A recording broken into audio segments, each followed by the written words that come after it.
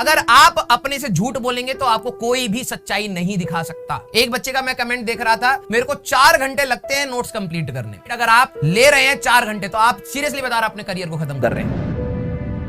हो ही नहीं सकता। लाइव क्लास में आपका, मैं मानता हूं आप सारी चीजें नहीं लिख सकते, 1 घंटे का तो लिखेंगे, आधे घंटे का जो बचा हुआ है वो बाद में लिख लीजिएगा। क्लास के साथ फ्लो करके कम से कम आपका ये तो रहेगा ना कि पढ़ लिया मैंने, बस उसको नोट डाउन कर लीजिए। क्वेश्चन नहीं लिखने हैं। ध्यान से सुनिए मेरी बात, डीपीपी का बैकलॉग नहीं है, मॉड्यूल का बैकलॉग नहीं है, ये आप मेंटल प्रेशर ले रहे हैं, वो आपकी प्रैक्टिस है। आप ये बोलिए कि सर मेरे पास ऑप्शन थे 10 क्वेश्चन करने के लिए, मैंने प्रैक्टिस नहीं करी। थ्योरी का बैकलॉग हो सकता है आपने पढ़ा ही नहीं टॉपिक, उसके बाद भाई डीपीपी आपने सॉल्व कर लिया, एचसीवी सॉल्व कर लिया, आपकी प्रैक्टिस हो रही है बस। अब उसका कोई प्रैक्टिस का कोई लिमिट नहीं होता ना, वो तो आपको आखिरी तक करनी है। आपके अगर 7, 8, 10 क्वेश्चन छूट भी रहे हैं, मेंटल लोड नहीं लेना, लेकिन यस आपको अंदर रिस्पॉन्सिबल लोड होना चाहिए कि ये मेरे को करने। मेंटली परेशान होकर अपने लेक्चर्स छोड़ देना, पहले मैं डीपीपी करूंगा फिर लेक्चर करूंगा, ये बेवकूफी है। थोड़ा सा सेंसिबल सोचिए बेटा, आपके पास सिर्फ और सिर्फ 8-9 महीने बचे, सिर्फ 8-9 महीने। आप यहाँ गलती नहीं कर सकते, आपको टाइम नहीं मिलेगा बाउंस बैक करने का। बिलीव मी, कुछ बच्चे जो 11वीं और 12वीं के बीच में अभी भी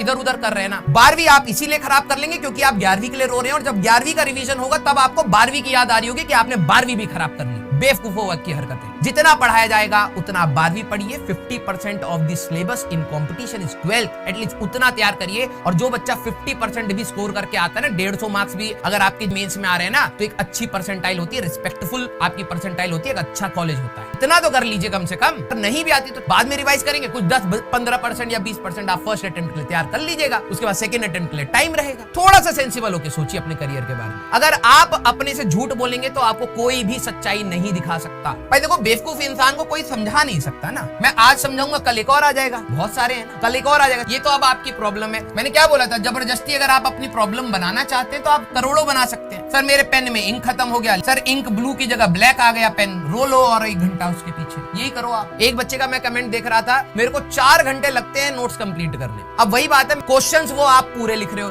जब क्वेश्चन कराए जा रहे हैं ईयर लिख लो ना, कौन से ईयर का है, लेक्चर नंबर लिख लो ना, खोल लेना पीडीएफ बाद में, मेन पॉइंट्स लिखो यार। उतने में टाइम हो ही नहीं सकता कि आपको 1.5 घंटे का लेक्चर 4 घंटे में लिखना पड़ रहा है। 12 स्लाइड कोई पढ़ा के जाता है, कोई 15 पढ़ा के जाता है। 15 स्लाइड अगर आप ले रहे हैं 4 घंटे तो आप सीरियसली बता रहे हैं अपने करियर को खत्म कर रहे हैं।